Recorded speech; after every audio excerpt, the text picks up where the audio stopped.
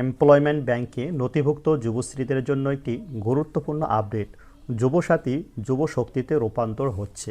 তাহলে employment bank বা যুবশ্রীতে নথিভুক্ত যুবশ্রীদের ভবিষ্যৎ কী হতে চলেছে, তারা যুবশক্তির ৩,০০০ টাকা পাবেন কিনা, এ নিয়ে একটি নতুন আপডেট। তো চলুন বিস্তারিত জেনে নেব আজকের ভিডিওতে। ভিডিওটি প্রথম থেকে শেষ পর্যন্ত দেখতে থাকুন। আর আমাদের চ্যানেলটি সাবস্ক্রাইব না করে থাকলে চ্যানেলটিকে সাবস্ক্রাইব করে নিন। আর যারা সাবস্ক্রাইব করে রেখেছেন তাদেরকে জানাই অসংখ্য ধন্যবাদ। চলুন তাহলে আপডেটটি দেখে নেওয়া যাক। দেখতে পাচ্ছেন যুবসাথী যুবশক্তিতে রূপান্তর হচ্ছে। তাহলে যুবশ্রীদের ভবিষ্যৎ কী হবে? পশ্চিমবঙ্গে নতুন যুবশক্তি প্রকল্প নিয়ে আলোচনা যত বাড়ছে ততই বাড়ছে এমপ্লয়মেন্ট ব্যাংক বা যুবশ্রী উপভোক্তাদের উদ্বেগ।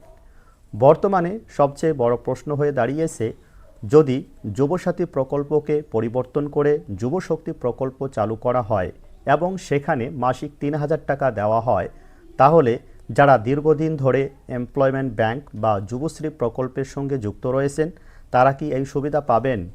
অনেক যুবশ্রী উপভোক্তার মনে এখন এই আশঙ্কা তৈরি হয়েছে যে যদি শুধুমাত্র যুবসাথীর তথ্যকে ভিত্তি করে নতুন প্রকল্প চালু করা হয় তাহলে তাদের অবস্থান কী হবে। কারণ এমপ্লয়মেন্ট ব্যাংক বা যুবশ্রী প্রকল্প দীর্ঘদিন ধরে চালু রয়েছে এবং বহু চাকরিপ্রার্থী বহু বছর ধরে এই পোর্টালে নিজেদের তথ্য নথিভুক্ত করে রেখেছেন। এই প্রশ্নগুলোর সরাসরি সরকারি উত্তর এখনও সামনে না এলেও সাম্প্রতিক কিছু পরিবর্তন সাধারণ মানুষের মধ্যে নতুন আলোচনা তৈরি করেছে। এমপ্লয়মেন্ট ব্যাংক বা যুবশ্রী প্রকল্প কোনো নতুন প্রকল্প নয়।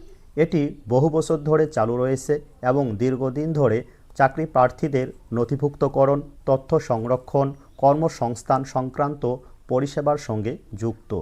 এই প্রকল্পের আবেদন করার ক্ষেত্রে একটি নির্দিষ্ট প্রক্রিয়া, তথ্য যাচাই এবং নথি জমা দেওয়ার ব্যবস্থা দীর্ঘদিন ধরে চালু রয়েছে। অন্যদিকে যুবসাথী প্রকল্প তুলনামূলকভাবে অল্প সময়ের মধ্যে অনলাইন ও অফলাইন দুইভাবেই আবেদন গ্রহণ করা হয়েছিল।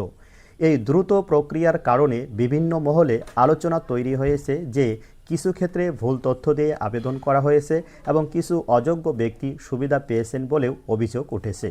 যদিও এই বিষয়গুলির চূড়ান্ত যাচাই সরকারিভাবেই হওয়ার বিষয়।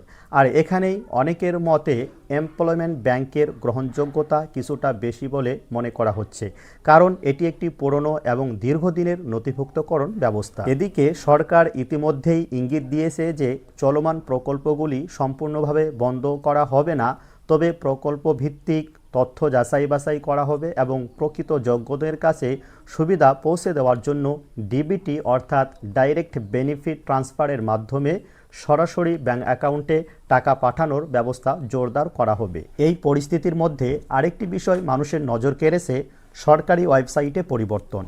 বর্তমানে বিভিন্ন সরকারি পোর্টাল থেকে বিশ্ব বাংলা লোগো সরিয়ে অশোক স্তম্ভের সরকারি লোগো যুক্ত করা হচ্ছে। আর সেই পরিবর্তনের প্রথম পোর্টালগুলির মধ্যে এমপ্লয়মেন্ট ব্যাংক রয়েছে। অন্যদিকে যুবসাথী ওয়েবসাইটে দীর্ঘ সময় তেমন কোনো পরিবর্তন দেখা যায়নি, তবে সম্প্রতি সেখানেও লোগো পরিবর্তনের আপডেট দেখা যাচ্ছে। ফলে অনেকেই মনে করছেন সংশ্লিষ্ট প্রকল্পগুলির তথ্য ও কাঠামো নতুনভাবে সাজানোর কাজ ধীরে ধীরে এগোচ্ছে। যুব ও কর্মসংস্থান নিয়ে বিজেপি সরকারের মোট ৮টি গুরুত্বপূর্ণ প্রতিশ্রুতির কথা সামনে এসেছে। এর মধ্যে একটি প্রতিশ্রুতির বাস্তবায়নের কাজ ইতিমধ্যেই শুরু হয়েছে বলে দেখা যাচ্ছে। ২০১৫ সাল থেকে প্রশ্নপত্র ফাঁস ও পরীক্ষা বাতিলের কারণে ক্ষতিগ্রস্ত প্রার্থীদের জন্য ৫ বছর পর্যন্ত বয়সে শিথিলতা প্রদান এবং তাদের সুযোগ নিশ্চিত করার উদ্যোগ। আরেকটি প্রতিশ্রুতি চলমান রয়েছে, বিলুপ্ত স্থায়ী শূন্যপদ পুনর্বহাল করা এবং নির্ধারিত সময়সীমার মধ্যে স্বচ্ছভাবে সেই পদগুলি পূরণ করা। তবে এখনও অপেক্ষায় রয়েছে আরও কিছু বড় প্রতিশ্রুতি। তার মধ্যে অন্যতম আগামী ৫ বছরে ১ কোটি নতুন চাকরি ও স্বকর্মসংস্থানের সুযোগ তৈরি করা, যাতে অভিবাসন ও মেধা পাচার কমানো যায়। আরেকটি গুরুত্বপূর্ণ প্রতিশ্রুতি, চাকরি খোঁজার সময় বেকার যুবক যুবতীদের মাসিক ৩,০০০ টাকা আর্থিক সহায়তা প্রদান। এই কারণেই এখন অনেকের নজর যুবশক্তি প্রকল্পের দিকে। তাই এখনই নিশ্চিতভাবে বলা যাচ্ছে না যে যুবসাথী যুবশক্তিতে রূপান্তর হবে আর এমপ্লয়মেন্ট ব্যাংকে নথিভুক্তদের জন্য আলাদা কোনো ব্যবস্থা থাকবে না, বা যুবশ্রী উপভোক্তাদের ভবিষ্যৎ কী হতে চলেছে।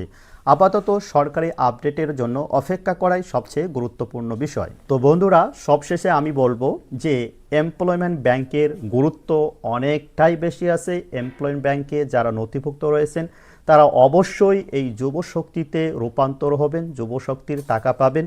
তো আপনারা অপেক্ষা করুন, অফিসিয়াল আপডেট আসলে অবশ্যই আমরা আপনাদেরকে ইনফর্ম করব। তো বন্ধুরা, আজকের আপডেট এই পর্যন্তই। আমাদের পরবর্তী আপডেট ভিডিও পাওয়ার জন্য আমাদের চ্যানেলটিকে সাবস্ক্রাইব করুন এবং আমাদের পাশে থাকুন। ধন্যবাদ।